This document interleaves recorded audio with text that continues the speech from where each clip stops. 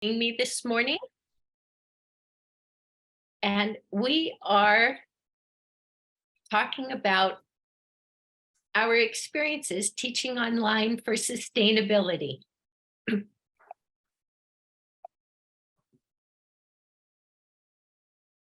Lorna and I have been teaching a class called Planetary Perspectives Towards a Culture of Peace, Sustainability, and Well-Being for the last 7 years.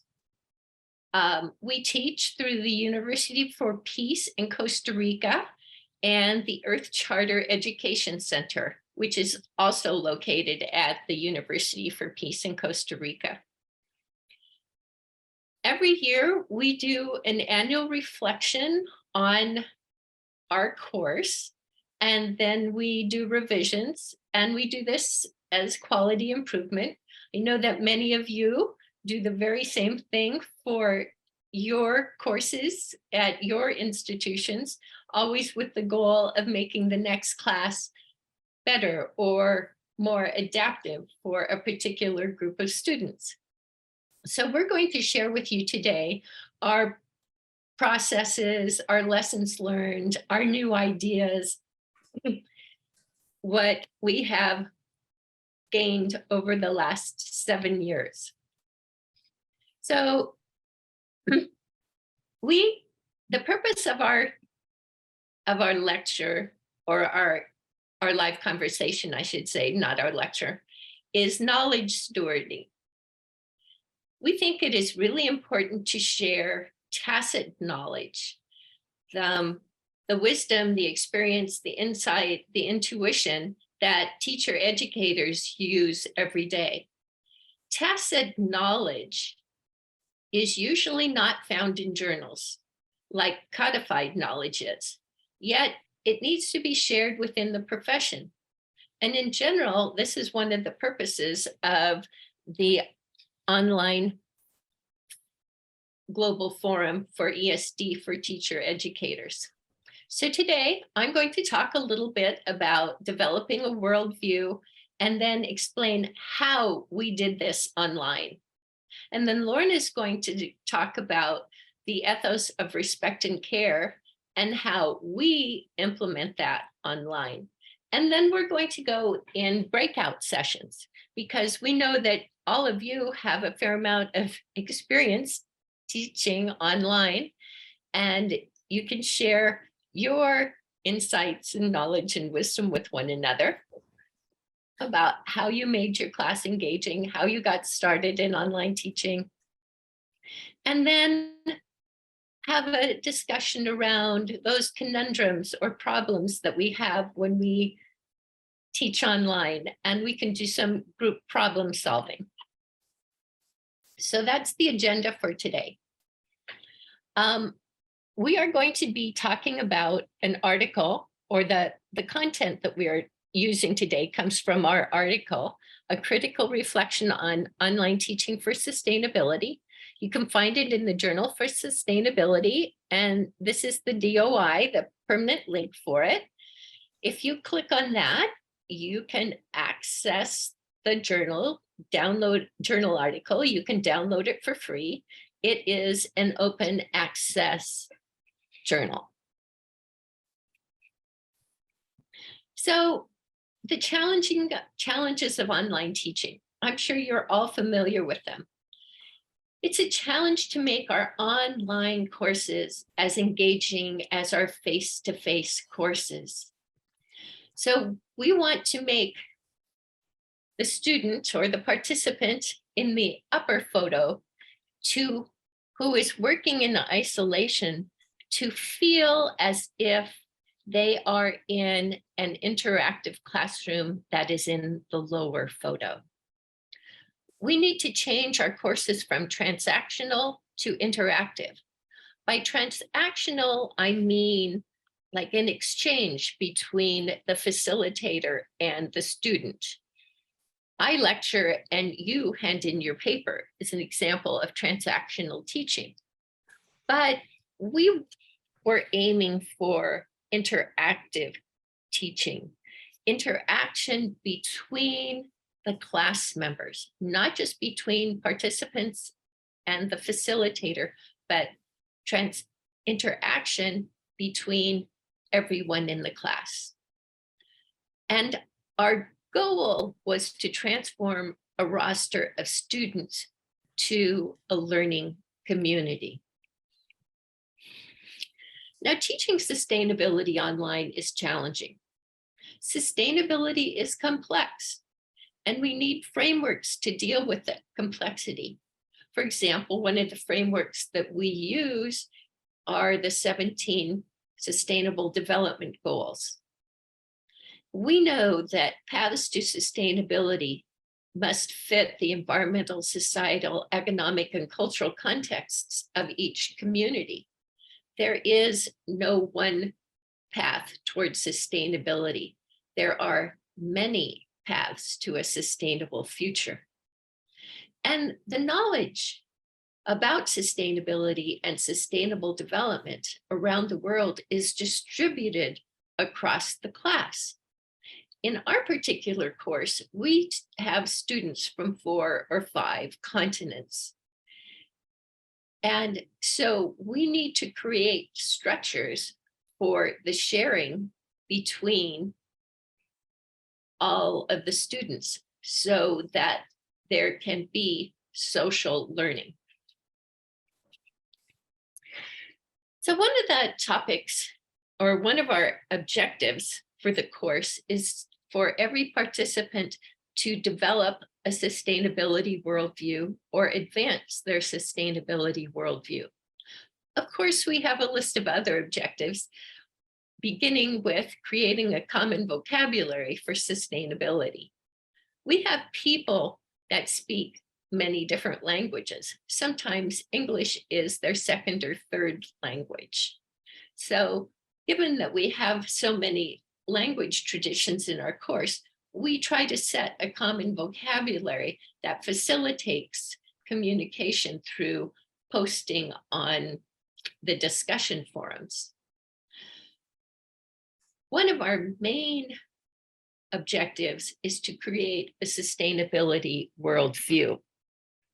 Sustainability worldview means seeing and interacting with the world through a lens of sustainability.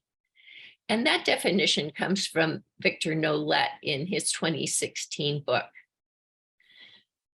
Creating a sustainability worldview happens with practice. What's interesting about it is it's transformational and it is not reversible. Once you can see the world through a lens of sustainability, you can always see the world through a lens of sustainability. And the students begin to see all the spheres of sustainability, environment, society, and economy in everyday life. They also begin to see the Sustainable Development Goals in action around them. And they begin to understand how their daily activities touch all of the Sustainable Development Goals. So how do we do that? Well, we have several different exercises or activities, and I want to share one of them with you. It involves taking pictures of your local community.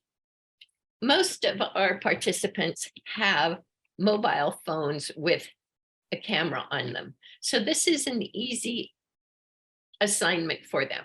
We ask them to take a picture of a place or an activity in their local community, post the picture online, and then answer, how does this place or activity contribute to the environmental, social, and cultural spheres of sustainability?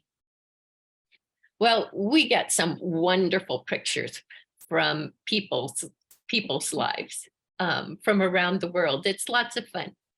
But to begin, let's do something simple. In the lower right-hand corner, I have a picture of my recycling bin. And you can see it's got some aluminum cans and tin cans and plastic bottles in it. And probably underneath those, there's some paper and there's a glass bottle. So how does recycling affect the environmental, social, and cultural or environmental spheres of sustainability? Well, the environmental sphere is pretty well known. All of my students can give me facts like recycling an aluminum can saves 94% of the energy compared to mining bauxite, refining it, and turning it into an aluminum can. So that energy savings is an environmental plus. So then I say, okay, so how does that affect the economy? And how does that affect the social spheres? Well, then they really begin to think, whoa, how is that? How could that be? And then somebody goes, well, you know, we burn coal to make electricity. I said, yes. And he said, and that puts particulates into the atmosphere, which causes air pollution. Yes. And she said, and when we have smog alerts, then we get a lot of elderly people and young people in the emergency room with breathing problems. Yes. And she said, and all that healthcare costs money. Yes, it's hard on the population and it costs money to deliver the healthcare. And I said, yes. So then the student will begin to see how the social and economic realms come into play here. And in my community, burying garbage in the landfill costs a lot of money, like $100 per ton or $150 per ton. And the city pays for that. That money could be used for something else. Let's say education, one of my favorite topics. So what's interesting when you play this game from around the world is you learn a lot about sustainability in other places. If you want to follow up on this activity, and there are, I think, about 6 examples, maybe more, in the ESD source book on how is the activity pictured sustainable. And that reference is given here on the slide. It is a UNESCO document. You can download it for free. So we also ask our students to do a metacognitive reflection after a learning activity like this. So why do we do that? Well, first of all, metacognitive reflection means to think about your thinking. And what we find is that students often think about content, the sustainability content of something, but they do not consider their patterns and habits of their thoughts and learning processes. And metacognition and reflection helps them become better thinkers and better learners. They find that students that practice metacognitive reflection in learning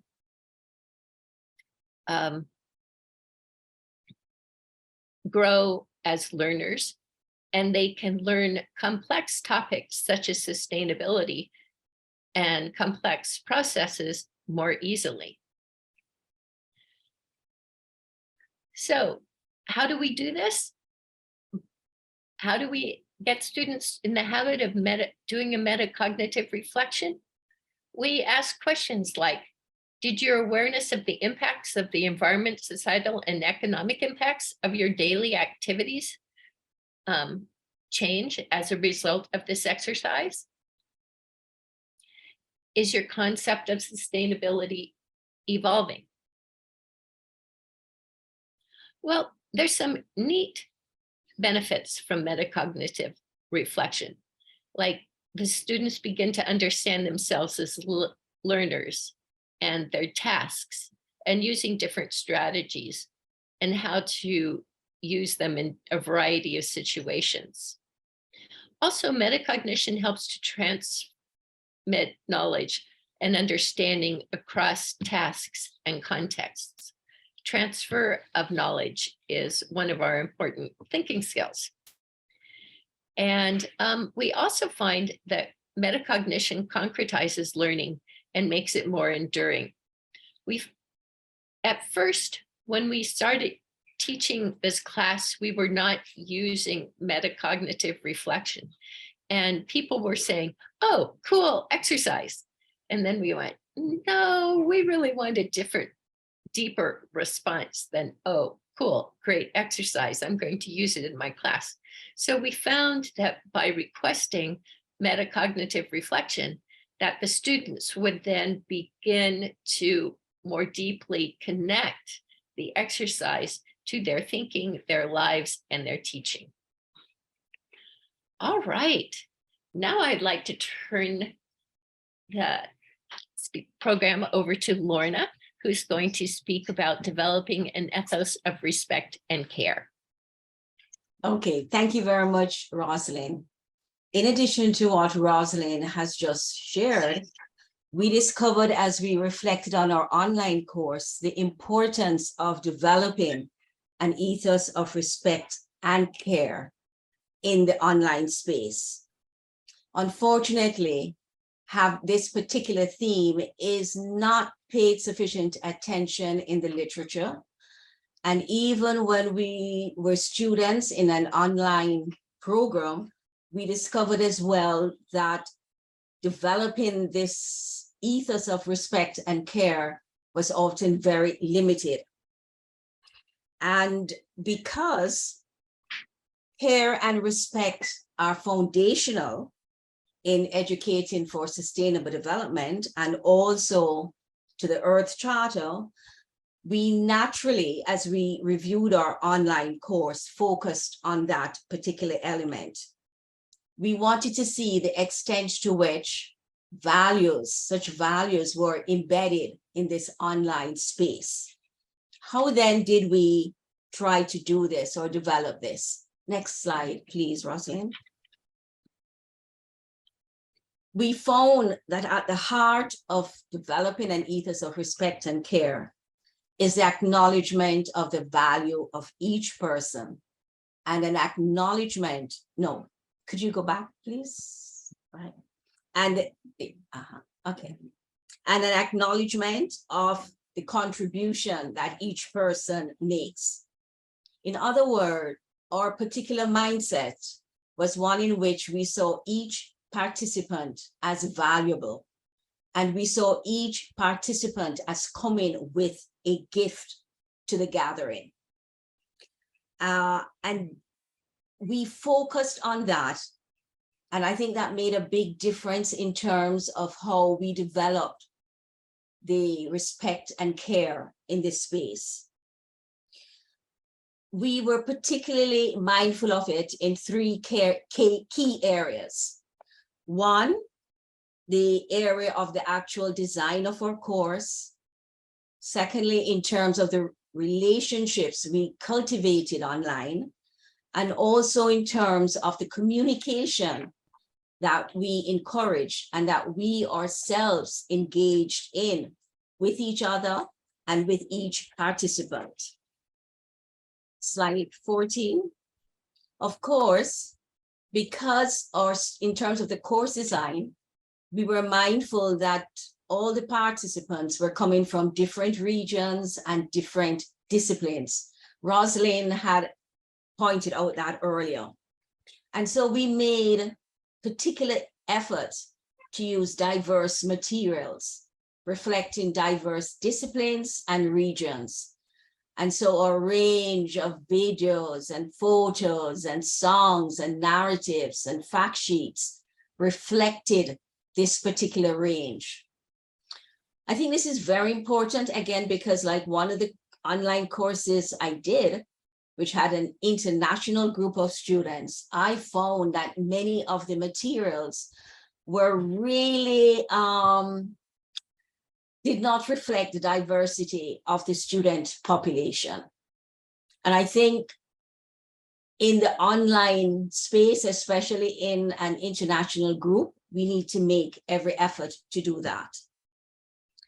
Next slide, please. In looking back, we realized as well the importance of the following for building good relationships. Responding individually to all participants made a big difference. Now, if any of you teach in the online, you know how challenging this can be. And of course, it depends on the size of the group. But between Rosalyn and myself over the years, we have, at least in the very first week, ensured that each participant, the post, as they posted, we responded to the particular post. What we found is that in responding to each person's post, helped to create a community, as in doing so, each participant felt valued and acknowledged. And the next thing on the slide, we talk about attending to the student or to the participant. And this can mean different things. One we found was learning their language and culture. Now, when you're teaching online, very often the pace is different from your regular face-to-face. It's more condensed. And therefore, this too was a challenge. But we recognized that this was very important in terms of how we would respond to each participant. And what I mean about learning the language, I'm talking about learning or trying to understand their particular way of expressing themselves. So I'm not even thinking of the big picture that Rosalyn mentioned about the course being conducted in English and English being a second language or a third language, but also the fact that each individual has a particular style in communicating online. And very often there is a reluctance to communicate, to put your thoughts down in words in the online platform. And we had to be mindful of any apprehensions, any hesitations, and we had to learn to read the subtext as a way of showing and recognizing that each person had much to contribute. In attending to the student as well, we also had to check any assumptions made about their capabilities, especially in the online space.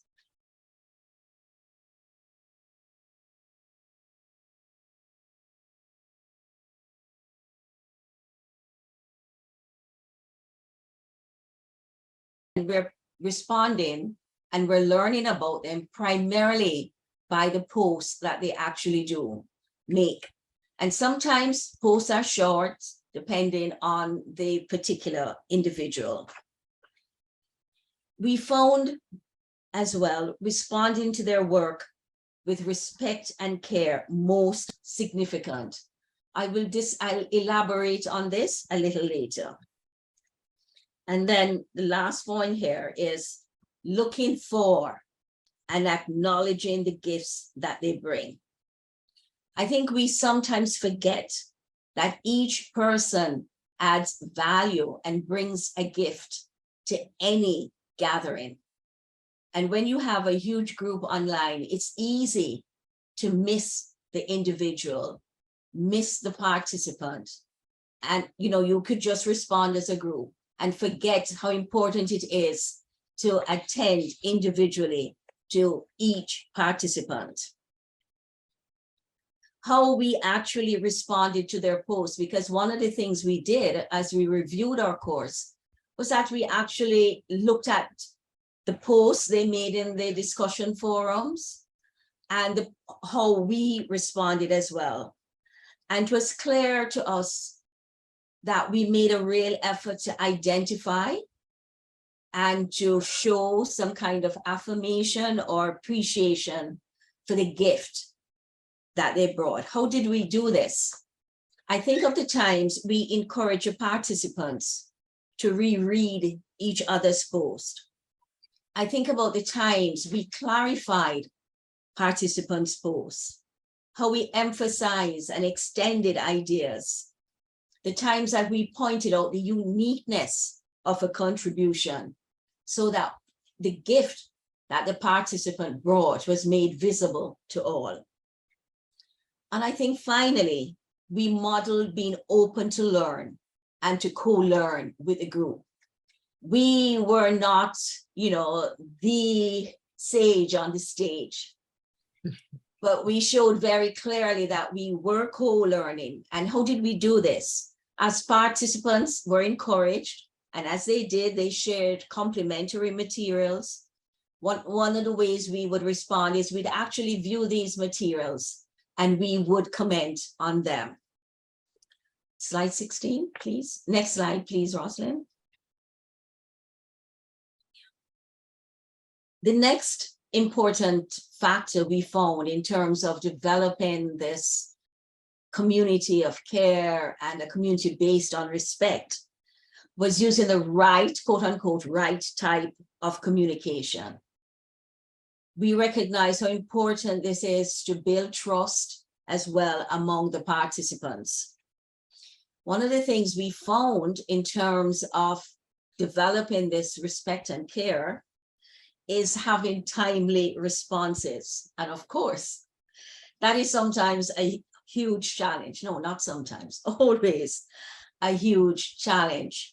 Yet responding timely to posts showed participants our respect for them. It indicated that we found what they were saying valuable and really worthy of our attention and our response. We found as well that our tone, our choice of words, our general politeness marked the respect we had for our participants.